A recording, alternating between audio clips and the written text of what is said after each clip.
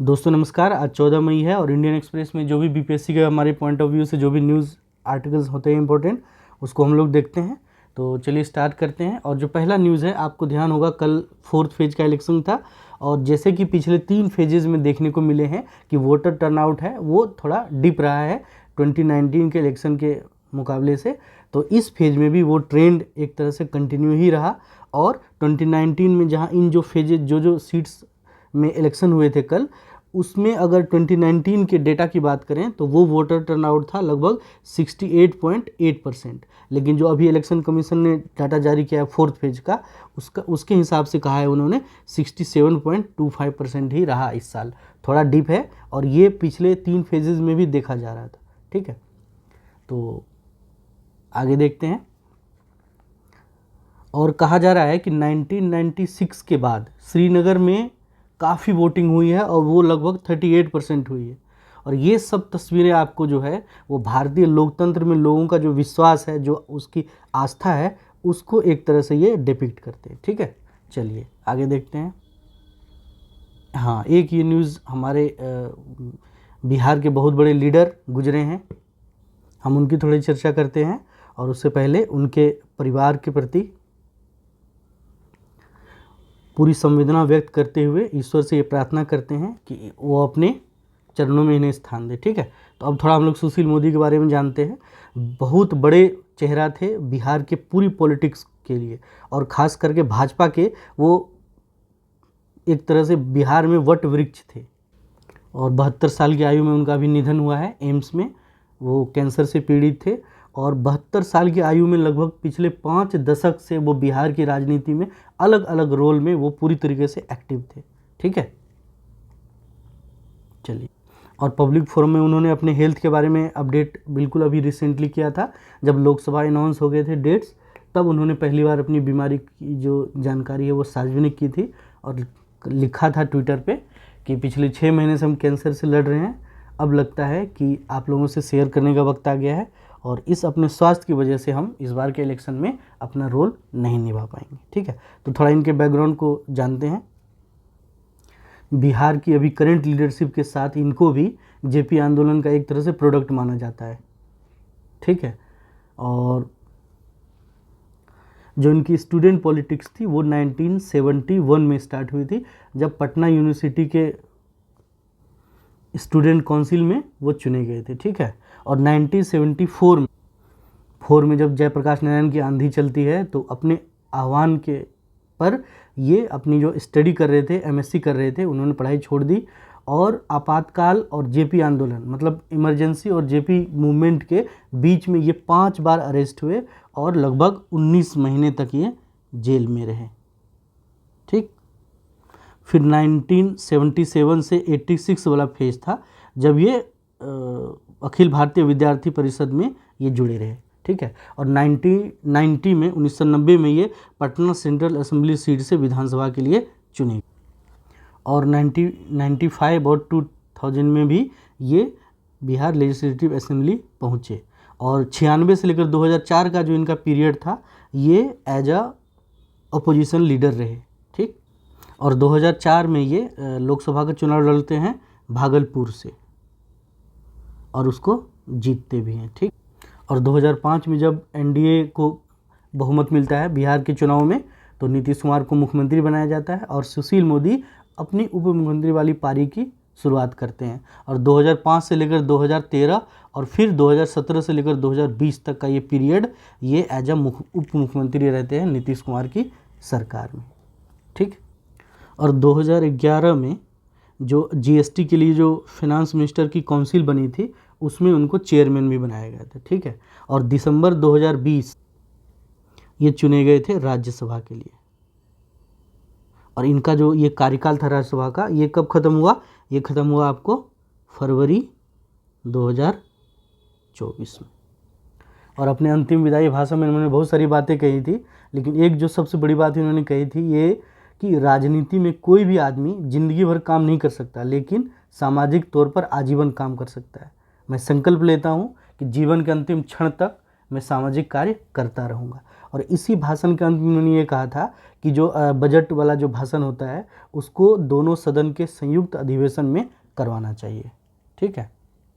और इनके political career के एक बहुत इंपॉर्टेंट एपिसोड की बात करें तो इनके पॉलिटिकल करियर जो इतना लंबा चला, लगभग 5 दशक का, तो उसमें एक बहुत इंपॉर्टेंट फेज था जिसमें वो कंप्लीट लालू के विरोध में पॉलिटिक्स करते हैं और उसको नाम दिया हमने लालू चैप्टर। ठीक है। इसकी बात करें अगर, तो एक ज़माना था जब वो स्टूडेंट पॉलिटिक्स करते थे तो लालू जी के साथ थे, लेकिन बाद में जब वो उनके अगेंस्ट पॉलिटिक्स करने लगे तो एक टाइम आता है 1996 का, और इसमें पटना हाई कोर्ट में सीबीआई की जांच को मांग के लेकर बहुत सारे पिटीशन डाले गए थे और उसमें से एक सुशील मोदी भी थे। ठीक है। जब 2015 में जब जेडीयू आरजेडी की सरकार बनती है तो सुशील मोदी के फिर से निशाने पर आ जाते हैं लालू फैमिली। और आप इस बात को देखिए कि 4 अप्रैल 2017 से उन्होंने लगातार 44 प्रेस कॉन्फ्रेंसेस की, जिसमें जितनी भी बेनामी संपत्ति है लालू परिवार की उसके लेकर हर दूसरे तीसरे दिन खुलासा करते थे। और इसका रिजल्ट ये हुआ कि 26 जुलाई 2017 को जो सरकार है लालू और नीतीश के गठबंधन की, वो गिर गई और फिर नई सरकार बनी 27 जुलाई को, जिसमें फिर से वो उप मुख्यमंत्री बन जाते हैं। ठीक है। और लालू यादव के घोटालों को खुलासा करने के लिए एक कहा जाता है कि उन्होंने किताब लिखी है जिसका नाम है लालू लीला। ठीक है। और इन पे कुछ आरोप भी लगे, जैसे ये कहा जाता था कि बीजेपी का संगठन वो उभरने नहीं देना चाहते थे और हमेशा नीतीश कुमार के डिप्टी बनकर रहना चाहते थे, और इसी बहाने से वो बीजेपी के ग्रोथ वहाँ बिहार में नहीं कर पाए। ठीक है। और जब सृजन घोटाला आपको ध्यान होगा आया था तो उनकी बहन पे आरोप लगे थे बहुत गंभीर, और इसी के बहाने इन पे भी लोग कटाक्ष कर रहे थे। तो उसमें उन्होंने खुलासा किया था कि ऐसा कुछ नहीं है और हमारी बहन के बीच में कोई खास अभी रिलेशन है नहीं। ठीक है। और अगर इनके बुक्स की बात करें तो 2 बुक इन्होंने लिखा था, एक तो बिहार भी बनेगा असम, और दूसरा था रिजर्वेशन। तो अभी गुजरी है ये हस्ती और काफ़ी इंपॉर्टेंट है बिहार के लिहाज से। तो इतना हमने थोड़ा इनके बैकग्राउंड भी देखा। चलिए आगे बढ़ते हैं। चलिए आगे देखते हैं। हाँ, एक ये न्यूज़ है सेंट्रल रिज से रिगार्ड। तो माननीय हाईकोर्ट में बहुत सारी अभी पिटीशन डाली गई थी जिसमें ये कहा गया था कि जो सेंट्रल रिज है इसमें सरकार कोर्ट के परमिशन के बावजूद जो उन्होंने बैन लगाया हुआ था वहाँ पे पेड़ के काटने पे, उस बैन के बावजूद वहाँ पेड़ों की कटाई भी हो रही है और जंगल को साफ करने के नाम पे जो इम्पोर्टेंट होते हैं वहाँ के इकोसिस्टम के लिए जो झाड़ियाँ होती है उसको भी साफ किया जा रहा है, और तो और वहाँ पे बड़े पैमाने पे कूड़ा डाला जा रहा है जिसकी वजह से वहाँ की जो मिट्टी है वो ख़राब हो रही है और नुकसान पहुँच रहा है वहाँ के पूरा इकोसिस्टम को। तो उसी के रिगार्डिंग माननीय दिल्ली हाई कोर्ट ने कहा है कि वो हमारे लिए ग्रीन हेरिटेज है और उसका कंजर्वेशन बहुत ज़रूरी है और उसको इस तरह से आप लोगों को बर्बाद करते नहीं देखा जा सकता है। अब थोड़ा हम लोग सेंट्रल रिज की बात करते हैं। तो अगर सेंट्रल रिज की बात करें तो ये दिल्ली में अरावली रेंज का ही एक तरह से एक्सटेंशन है। ठीक है।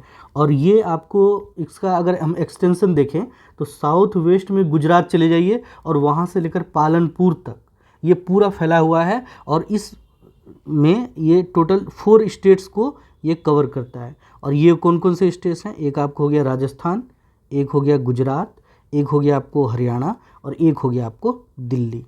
तो ये जो सेंट्रल रीज हम अभी बातें कर रहे हैं तो ये आपको अरावली रेंज का एक्सटेंशन है जो कि ये 4 स्टेट्स में फैला हुआ है। और अरावली रेंज की बात करें तो इनको कहा जाता है oldest range of fold mountain in India और ये एक तरह का रेसिडुअल माउंटेन है जिसको कि हिंदी में कहते हैं अवशिष्ट पर्वत। ठीक है। और अगर हम इसके ओरिजिन की बात करें तो ये प्री कैम्ब्रियन पीरियड में इसकी ओरिजिन बताई जाती है, प्री कैम्ब्रियन पीरियड। और इसका जो स्टार्ट होता है वो खेड़ ब्रह्मा है गुजरात में, वहाँ से ये निकलती है और राजस्थान के अजमेर जयपुर ज़िलों से होते हुए हरियाणा के साउथ पार्ट में एंटर करती है और वहाँ तक आते आते इसकी जो हाइट है वो कम होने लगती है और धीरे धीरे फिर यहाँ आते आते ये प्लेन्स या मैदानी एरिया में एक तरह से बदल जाती है। ठीक है। और अरावली को पश्चिम भारत की जल विभाजक और जलवायु विभाजक दोनों कहा जाता है। और जल विभाजक इसलिए कहा जाता है कि जो राजस्थान प्लेन्स में जो भी नदियाँ बहती है उनका जो अपवाह क्षेत्र है, और जो गंगा प्लेन्स में जो नदियाँ बहती है उनका जो अपवाह क्षेत्र है, वो उन दोनों को एक तरह से डिफ्रेंशिएट करता है। ठीक है। और इसी अरावली रेंज से एक फेमस रिवर निकलती है जिसका नाम क्या है, लूनी। और लूनी जो है वो थार डेजर्ट से होते हुए गुजरात के कच्छ के रण में ये एक तरह से विलीन हो जाती है। ठीक है। और इसके ट्रिब्यूटरी की बात करें तो एक है सुकरी नदी और एक है जवाई नदी। ये लूनी की बात हो गई। और अगर अरावली के हाईएस्ट पीक की बात करें, तो ये क्या है, ये है गुरु शिखर। और अगर जिले किस जिले में पड़ता है ये, तो ये पड़ता है आपको सिरोही जिले में। ठीक है। और गुरु शिखर कहाँ है, ये है आपको आबू माउंटेन पे। ठीक है। और इसी आबू माउंटेन पे जैनियों का सैक्रेड प्लेस है, एक बहुत उनका सबसे जो मतलब श्रद्धा वाला जो मंदिर है वो वहीं पर है। वो कौन सा है, वो है दिलवाड़ा के जैन मंदिर। ठीक है। और एक और इम्पोर्टेंट पीक है जो इसका अरावली का, वो कौन सा है, वो है आपको कुंभलगढ़। ठीक है। और इससे रिलेटेड एक बात और है कि जो हमारा प्रेसिडेंट हाउस है वो इसी के एक लोकेशन रायसीना हिल्स उस पे सिचुएटेड है। जो हमारा प्रेसिडेंट हाउस है इसी रायसीना हिल्स पे है, जो कि अरावली का ही एक पार्ट है। और एक बात इससे जुड़ी ये है कि इसी एरिया में आपको एक मालचा महल है, मालचा महल, जो कि बताया जाता है किस पीरियड का है, वो आपको तुगलक एरा का है। ठीक है। तुगलक एरा का मालचा महल भी इसी अरावली रेंज में फैला हुआ है। चलिए अब आगे देखते हैं।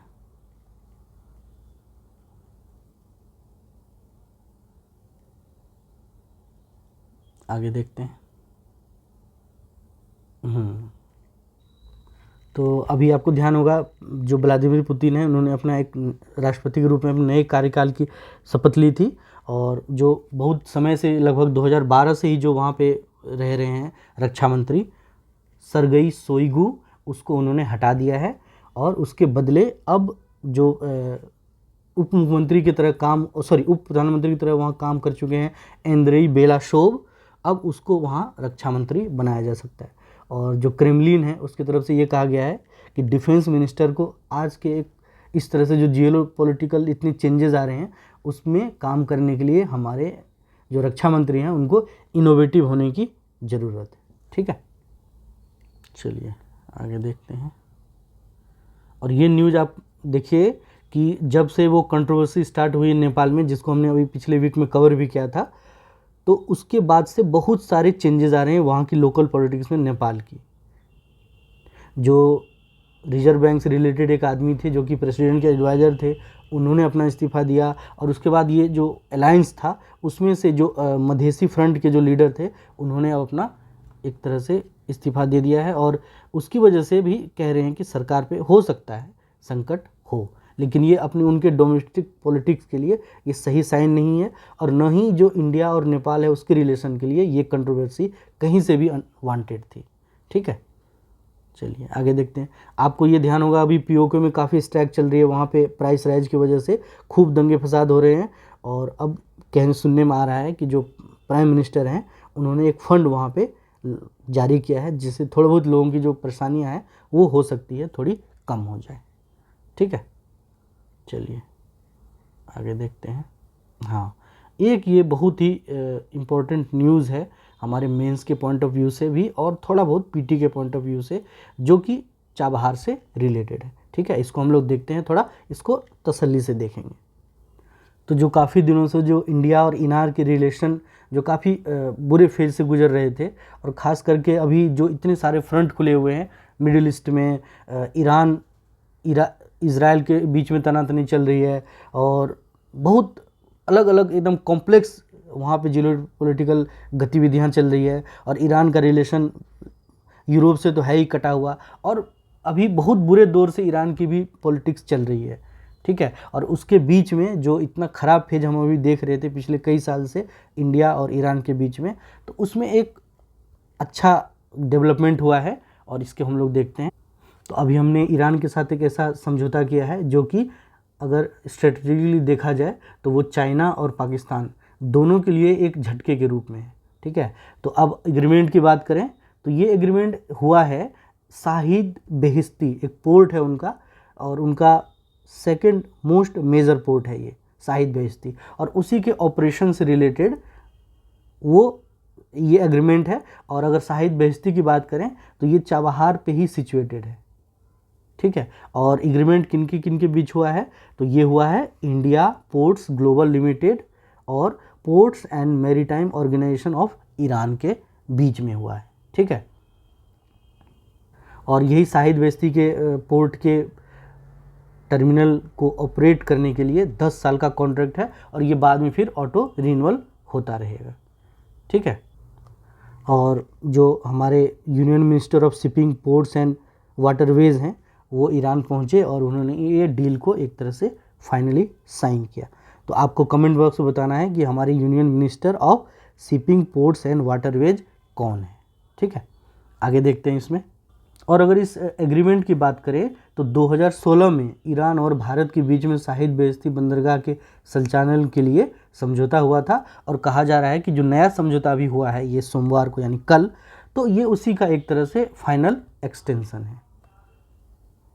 और जो हमारा विदेश मंत्रालय है उनकी तरफ से ये कहा गया है कि जो रीजनल कनेक्टिविटी है उसको तो बढ़ाएगा ही, और अफ़गानिस्तान, मिडिल एशिया और यूरेशिया के लिए भारत के रास्ते पूरी तरह से खुल जाएंगे।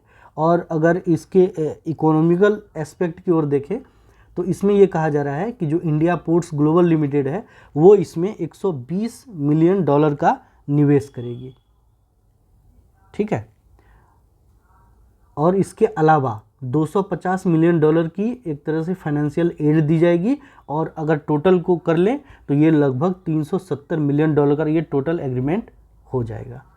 और इस पोर्ट के अगर ऑपरेशन की बात करें तो इंडिया पोर्ट्स ग्लोबल लिमिटेड इसको 2018 से उन्होंने इसके शुरुआत किया था, ठीक है। और पिछले 3 साल से बातें चल रही थी, मतलब वो अब जाके एक तरह से फाइनलाइज हुई है, और ये भारत की बहुत बड़ी कूटनीतिक जीत है, ठीक है। और ये इसलिए भी सिग्निफिकेंट है क्योंकि आपको याद होगा पिछले कुछ दिनों ये भी बात चल रही थी कि ईरान जो है भारत को चाबहार से रिलेटेड एक बहुत इंपॉर्टेंट एग्रीमेंट से बाहर कर चुका है ना। और इस साल जनवरी में जब ईरानी राष्ट्रपति इब्राहिम रईसी से जो हमारे फॉरेन मिनिस्टर जयशंकर, उन्होंने जब मुलाकात की थी तो वहाँ भी उन्होंने एक तरह से नाराज़गी के शब्द में ही कहा था कि जो भी एग्रीमेंट हो रहे हैं ना उसमें काफ़ी डिले हो रहा है, तो उसको एक तरह से पेशअप करने की ज़रूरत है। और 2023 में जब मोदी और रईसी की मुलाकात हुई थी तब भी उन्होंने चाबहार का मुद्दा उठाया था और ये कहा था कि ये डिले है ना, ये हमारे दोनों के रिलेशन के लिए अच्छी चीज़ नहीं है। और इसके बैकग्राउंड में बहुत सारी बातें कही जा रही है कि भारत के पास उतने पैसे नहीं होते, उतने रिसोर्सेज नहीं होते हैं, क्योंकि चाइना से हमेशा कंपेयर किया जाता है इंडिया को, और कहा जाता है कि चाइना हमेशा कोई भी प्रोजेक्ट लेता है उसको टाइमली डिलीवर कर देता है, लेकिन इंडिया में लैगिंग हो जाती है। तो इसके पीछे ये भी है कि हमारे पास उतने रिसोर्सेज नहीं है और चाइना की तरफ पैसा भी नहीं है।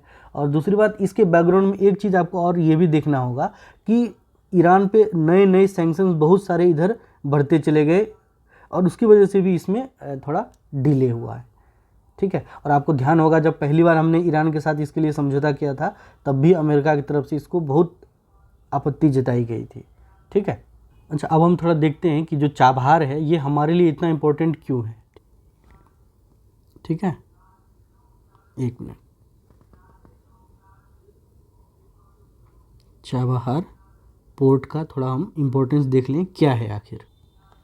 तो पहली बार 2002 में इंडिया और ईरान के रिलेशन में इसकी चर्चा हुई चाबहार की, और जो उस समय जो सरकार थी उनकी मोहम्मद खतामी की, और उनके जो नेशनल सिक्योरिटी एडवाइज़र थे हसन रूहानी, तो उस समय उनकी तरफ से आग्रह किया गया था जो ये कि चाबहार को आप डेवलप कीजिए, और हमारे जो सरकार है केंद्र सरकार, उनसे कहा गया था कि आप चाबहार पोर्ट को डेवलप कीजिए। और ये पाकिस्तान के जो ग्वादर पोर्ट है, जिसको कि अभी हम लोग उस पर आगे बात करेंगे, उससे ये केवल 72 किलोमीटर दूर है। इसको आप लोग मिलकर हम लोग इसको डेवलप करते हैं।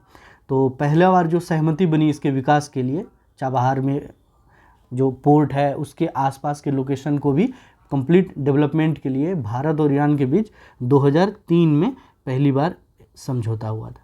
ठीक है, तो ये बात हुई थी, हम दोनों मिलकर इसको डेवलप करेंगे। और भारत के लिए ये एक तरह से south Asia, Persian gulf, Afghanistan, central Asia, Europe के लिए एक तरह से गेटवे हो जाता, उधर का एक तरह से लिंक हमारा वहाँ पे खुल जाता है। और उसके बाद की सरकारों में इस प्रोजेक्ट में बहुत सारे डिलेज आए, हर्डल्स आए, और उसमें एक सबसे जो मेजर हर्डल था वो ये था कि उस समय यूएस की गवर्नमेंट थी जॉर्ज बुश के अंदर, और हम उनसे अपना रिलेशन अच्छा बनाने की कोशिश में लगे थे। और जॉर्ज बुश के एक तरह से हिट लिस्ट में ईरान भी था, इराक और नॉर्थ कोरिया था। तो इसकी वजह से फिर हम अपना रिलेशन यहाँ ईरान से अच्छा नहीं कर पाए, और ये जो चाबहार पोर्ट रिलेटेड जो प्रोजेक्ट था उसमें हम प्रोग्रेस नहीं दिखा पाए। तो अब चेंज कब हुआ इसमें? तो ये चेंज हुआ 2015 के बाद। और 2015 में ऐसा क्या खास हुआ?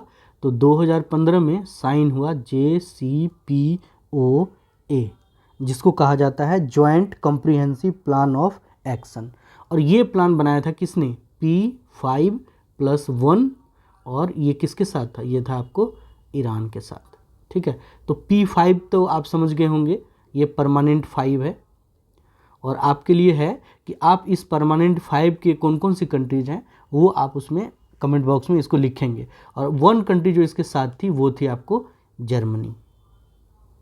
और इन सब ने मिलके ईरान के साथ एक एग्रीमेंट किया था, और वो एक तरह से गिव एंड टेक वाला मामला था। और जिसमें ये कहा गया था कि ये जो न्यूक्लियर डील जो एग्रीमेंट है उसमें ये कहा गया था कि हम जो परमानेंट 5 हैं और जो जर्मनी है वो आप पे जो सैंक्शंस लगे हैं उसमें हम आपको रिलीफ देंगे, और उसके बदले आपको ये करना होगा कि जो आपने अपना एग्रेसिव न्यूक्लियर प्रोग्राम है उसको आपको स्लो डाउन करना होगा।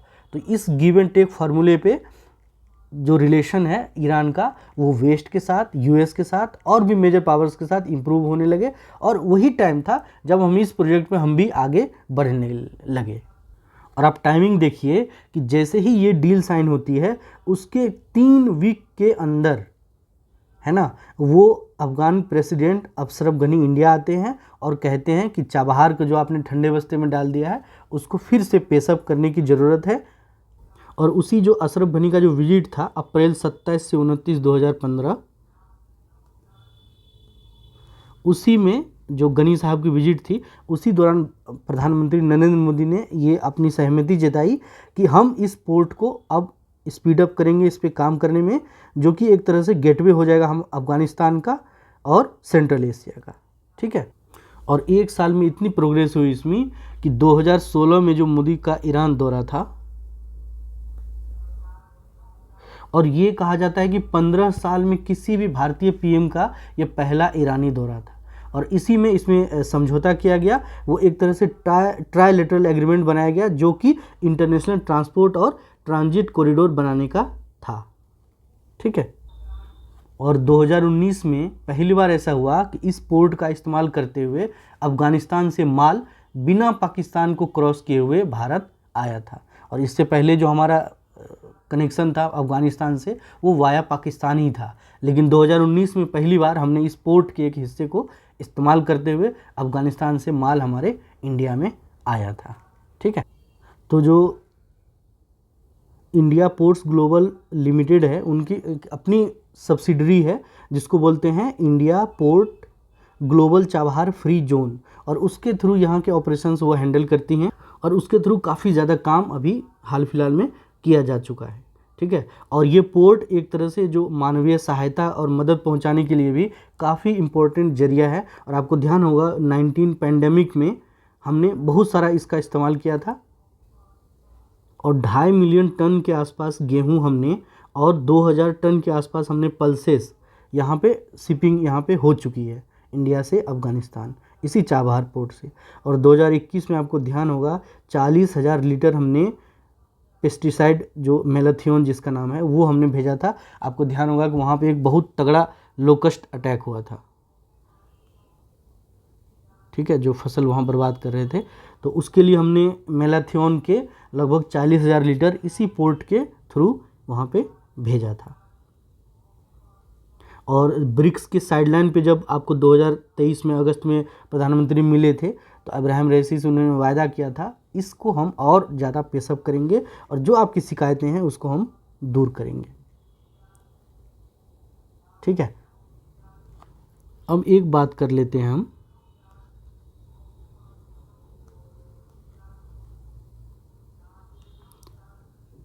एक हमने नॉर्थ साउथ ट्रांसपोर्ट कॉरिडोर इसकी बनाने के लिए भी इस कॉरिडोर को बनाने के लिए हमने सहमति जताई है। और इस कॉरिडोर की बात करें तो ये India, Iran, Afghanistan, Armenia, Azerbaijan, Russia, middle Asia और यूरोप के बीच में जो भी कार्गोज़ हैं, जो भी गुड्स हैं, उसके ट्रांसपोर्ट के लिए शिप, रेल और रोड कनेक्टिविटी देगा ये INSTC।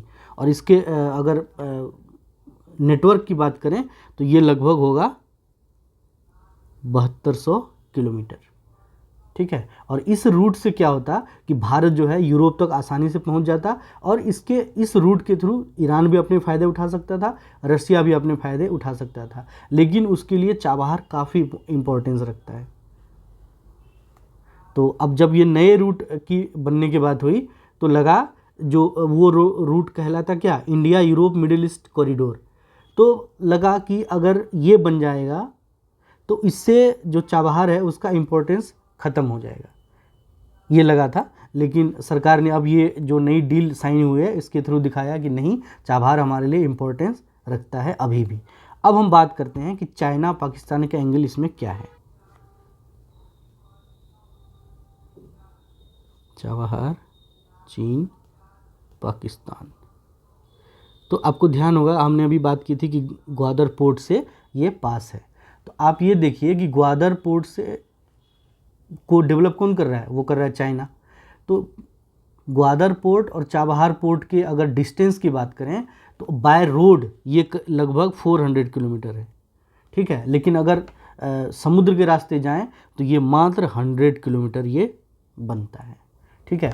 तो अगर आप स्ट्रेटेजिकली देखें तो चाइना अगर ग्वादर पोर्ट में प्रेजेंट है तो इसके लिए हमको भी एक वहाँ पे फ्रंट बनाना होगा और उस हिसाब से देखा जाए तो चाबहार हमारे लिए बहुत ज़्यादा महत्वपूर्ण हो जाता है। और आपको एक कोट था उनका जो कमर आगा हैं, जो कि मिडिल ईस्ट के एक्सपर्ट माने जाते हैं, उन्होंने कहा था कि भारत और ईरान के जो रिश्ते हैं वो ऐतिहासिक हैं और काफ़ी अच्छे हैं। तो भारत की ये कोशिश होगी कि वे रिश्ते जो अच्छे हैं वो अच्छे ही बने रहें और चाबहार बंदरगाह पे काम चलता रहे और आगे इस प्रोजेक्ट में नई चीज़ें जुड़े और इसके स्पीड भी थोड़ी बढ़े, ठीक है। और अफ़गानिस्तान में जब आपको ध्यान है अभी कि तालिबान फिर से आया है तो भारत का एक तरह से जो मिडिल एशिया है उससे कनेक्शन कट गया था। तो अब चूँकि चाबहार पे हम फिर से आगे बढ़ रहे हैं तो इसके थ्रू हमारे काबुल तक तो हमारी पहुँच बनेगी ही बनेगी और सेंट्रल एशिया के जो कंट्रीज़ हैं उनसे हमारे ट्रेड भी और थोड़ा पेसअप हो जाएगा, ठीक है। और इसके थ्रू हम वहाँ पे ग्रेन सप्लाई कर सकते हैं अफ़गानिस्तान में और पाकिस्तान का जो रास्ता पहले लेना होता था वो अब हम नहीं लेने के लिए मजबूर हैं क्योंकि हम इसको बाई पास करते हुए इधर से जा सकते हैं, ठीक है। और इससे क्या होगा, ऑयल रिज़र्व और गैस रिज़र्व के लिए एक जो बड़ा मार्केट उधर है उसके लिए भी हमारी कनेक्टिविटी बन जाएगी।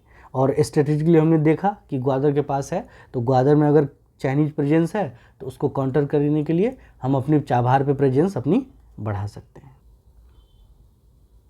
चलिए अब एक न्यूज़ है, अभी वर्ड एक चर्चा में रहा है जेनो प्लांटेशन, थोड़ा हम उसको देखते हैं। तो जेनो प्लांटेशन सीधा सीधा समझ लीजिए किसी भी अलग एनिमल लिविंग बॉडी का ऑर्गन या टिश्यू या लिविंग सेल को एक स्पीसीज से दूसरे स्पीसीज में ट्रांसफ़र कर देना, इसको सीधा सीधा समझिए आप, क्योंकि जेनो जो वर्ड है उसका मतलब होता है फॉरेन, ठीक है। रिलेटेड न्यूज़, ये जो जेनो प्लांटेशन है इससे रिलेटेड न्यूज़ ये थी, ये व्यक्ति हैं रिचर्ड स्लेमेन, और ये अभी हाल में इनका निधन हो गया है, जो कि पहले इंसान थे जिसको कि एक पिग किडनी लगाई गई थी, और सर इनकी किडनी खराब हो गई थी तो इनको pig kidney as a alternate source के लिए इनको लगाई गई थी, लेकिन वो 2 महीने सर्वाइव किए और उसके बाद उनकी डेथ हो गई। और ये दूसरी जो इमेज लगाई गई है ये है डेविड बेनेट की, और ये पहले इंसान हुए थे जिनको कि पिग का हार्ट ट्रांसप्लांट किया गया था, लेकिन इनकी भी 2 महीने बाद मौत हो गई थी। और ये जो ऑपरेशंस जो किए गए थे इनके डेविड बेनेट की, ये किया गया था university of Maryland and school of medicine में, ठीक है। तो ये किया गया था और पहली बार ये पिग का हार्ट लगाया गया था, ये थे डेविड बेनेट। और इसी तरह का फिर एक्सपेरिमेंट किया गया था लॉरेंस फोसेट नाम के आदमी, जो कि दूसरे व्यक्ति हुए थे जिनको कि इस तरह का हृदय प्रत्यारोपित किया गया था, और वहीं यूनिवर्सिटी ऑफ मैरीलैंड में भी यही किया गया था, लेकिन वो भी 6 वीक से ज़्यादा जिंदा नहीं रह पाए, ठीक है। और अब जब इनको पिग किडनी लगाई गई इनको रिचर्ड को, और ये भी 2 महीने तक जिंदा रहे और उसके बाद वो गुजर गए, ठीक है। अब थोड़ा सा इनके देखते हैं कि ये कैसे काम करता है। जो रेगुलर ट्रांसप्लांट होते हैं उसमें एक आदमी से निकाल के दूसरे आदमी में लगाते हैं, तो आदमी के बीच में सर्वाइव कर लेता है वो ऑर्गन। थोड़ा बहुत ट्विक करना होता है इसको, प्रोसीजर को, या उसको एडप्ट करवाना पड़ता है इन्वायरमेंट में, लेकिन एकदम अलग एनिमल स्पीसीज से एकदम से इंसान में लाना तो उसमें बहुत दिक्कत होती है, क्योंकि हमारा शरीर इस तरह से बनाया गया है कि कोई भी इस तरह का फॉरेन जो एलिमेंट होता है उसको हम नहीं एक्सेप्ट करते हैं, उसको हम रिजेक्ट करते हैं। तो अब एनिमल का ऑर्गन हम कैसे ह्यूमंस में लगाएंगे, तो उसके लिए क्या करते हैं, बहुत सारे उस ऑर्गन को जेनेटिक मॉडिफिकेशन से गुजारते हैं, ठीक है। अगर हम नहीं गुजारेंगे तो जैसे हमारे शरीर में डाला जाएगा तो वो उसको रिजेक्ट कर देगा। तो अब एक टेक्निक है जिसका नाम है CSISPR CAS9। तो ये क्या करता है कि इस तरह के जेनेटिकल अल्टरनेशन में, मतलब एक तरह से एडिट करने में हमारी मदद करता है, ठीक है। और आप अभी रिचर्ड जिसको कि पिग का किडनी लगाया गया था उसके केस से समझिए कि जो पिग की किडनी थी उसको एनिमल उससे निकाल कर हमारी बॉडी में सर्वाइव कराने के लिए उसमें जो जेनेटिकल एडिट करने थे वो टोटल 69 जीनोमिक एडिट करना पड़ा उसको। आप सोचिए कितना टीडियस टास्क है ये, है ना। और ये कहा गया कि पिग को ही क्यों चुना गया, तो जो पिग है तो उसके बहुत सारे एनाटॉमिकल और फिजियोलॉजिकल जो पैरामीटर्स हैं वो हम ह्यूमंस के काफ़ी हद तक वो सिमिलर हैं। और यहाँ तक कि जो पिग का हार्ट वाल्व है वो कई सालों से, मतलब बहुत सालों से हमारे ह्यूमन हार्ट वाल्व के डैमेज को रिपेयर करने में इस्तेमाल किया जाता रहा है, ठीक है। और पिग को ग्रो करना भी आसान है, ठीक। चलिए अब ये देखते हैं कि आखिर कॉम्प्लिकेशन क्या है, इन तरह के जो ट्रांसप्लांटेशंस होते हैं उनमें क्या कॉम्प्लिकेशन आती है। तो सबसे बड़ी जो परेशानी आती है वो ये है कि जो रेगुलर ऑर्गन ट्रांसप्लांट होता है उसमें तो एक ह्यूमन से दूसरे ह्यूमन में डालेंगे, तो जो उनका सिस्टम है वो काफ़ी हद तक इनका सिस्टम है, थोड़ी बहुत चेंजेस होती है। लेकिन अगर एक कंप्लीट अलग एनिमल से लेकर ह्यूमन में डालते हैं तो क्या होता है कि जो हमारा ह्यूमन बॉडी है उस ट्रांसप्लांटेड ऑर्गन को रिजेक्ट कर देता है। तो अब हम क्या करते हैं, तो जो रेगुलर ट्रांसप्लांट होते हैं तो उसमें जनरली आप देखते होंगे कि जिसके अंदर वो ट्रांसप्लांट किया जाता है उसकी जो इम्यूनिटी है, जो इम्यूनिटी हमारी बनाई रहती है, वो किसी भी फॉरेन एलिमेंट से लड़ने के लिए हमारे शरीर की मदद करती है, तो उसको थोड़ा सा स्लो कर दिया जाता है। तो एक तरह की अलग मेडिकेशन चलाई जाती है जिसको बोला जाता है इम्यूनोसप्रेसेंट्स। तो वो क्या करता है, जो हमारी इम्यूनिटी जो उस बाहरी जो ऑर्गन हमारे शरीर में डाला गया है उसके खिलाफ लड़ाई करती, उसको थोड़ा स्लो कर दिया जाता है। तो वो अब धीरे धीरे धीरे उसमें एडप्ट करने के लिए उसको टाइम दे दिया जाता है, तो वो सक्सेस भी हो जाती है। लेकिन चूंकि ये एकदम से अलग एनिमल है और उससे आप हमारे ह्यूमंस की बॉडी में डाला जा रहा है तो वो नहीं कर पाता है। और उसके जो इम्यूनोसप्रेसेंट डाले जाते हैं वो क्या करते हैं, आपकी इम्यूनिटी को स्लो करते हैं। और लेकिन इसका एक दूसरा पहलू ये है कि आपकी इम्यूनिटी अब वीक हो चुकी है, तो जैसे कोई भी इन्फेक्शन होगा वो उसके प्रति आप ज़्यादा डेंजर जोन में रहेंगे। तो अक्सर क्या होता है कि वो इन्फेक्शन ही फिर बाद में इतना बढ़ जाता है कि वो आदमी फिर सर्वाइव नहीं कर पाता है। ठीक है, तो अब इसमें क्या होना चाहिए आगे का रास्ता? तो आगे का रास्ता ये होना चाहिए कि जो वेटिंग हैं, जो पीपल जो वेट कर रहे हैं ऑर्गन ट्रांसप्लांट के लिए, और जो लोग डोनेट कर रहे हैं ऑर्गन, उनके बीच में जो नंबर्स के बीच में जो इतनी बड़ी खाई है उसको कम करने की ज़रूरत है, और लोगों को ज़्यादा से ज़्यादा इसमें आगे बढ़कर ऑर्गन डोनेट करने की और इसके अल्टरनेट सिस्टम बनाने की ज़रूरत है। ठीक है, तो ये था इससे रिलेटेड।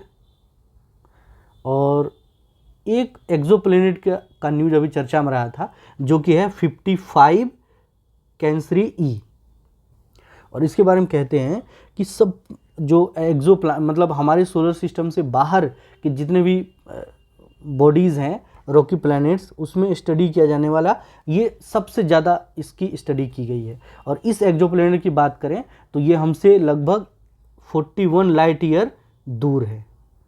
ठीक है, और हमारे अर्थ के रेडियस के लगभग दुगुना है। और वेट की बात करें तो हमारे अर्थ के लगभग 8 टाइम्स ये हेवी है। और इस की बात करें, इस बॉडी की बात करें तो इसको 2004 में इसकी डिस्कवरी की गई थी। और ये अभी चर्चा में इसलिए है कि अभी रिसेंट एक स्टडी हुई जिसमें ये कहा गया कि इनका जो एटमॉस्फेयर है ना, उसके बारे में संभावना ये व्यक्त की गई है कि वो कार्बन डाइऑक्साइड या फिर कार्बन मोनोऑक्साइड का बना हुआ होगा।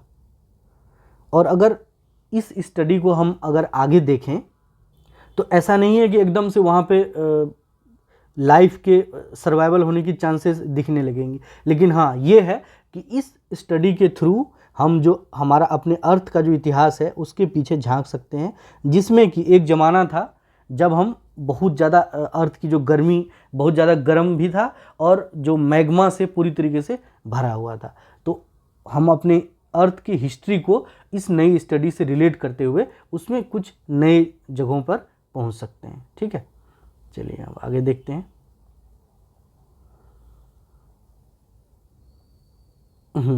ये हैं श्याम निखिल, और अब ये भारत के 85th ग्रैंड मास्टर बनने के रास्ते पे हैं। और ये आपको दिखाता है कि आप जनरली देखते होंगे कि जो ग्रैंड मास्टर हैं वो काफ़ी कम उम्र के लोग बनते हैं। और जो अभी चर्चा में नाम रहा है डी गुकेश का, और उसके बारे में तो कहा जाता है कि वो मात्र 12 साल के एज में ही ग्रैंड मास्टर बन गए थे। और उनके बीच में इस 31 साल के श्याम निखिल का ग्रैंड मास्टर बनना दिखाता है कि अपना टाइम आता है ना।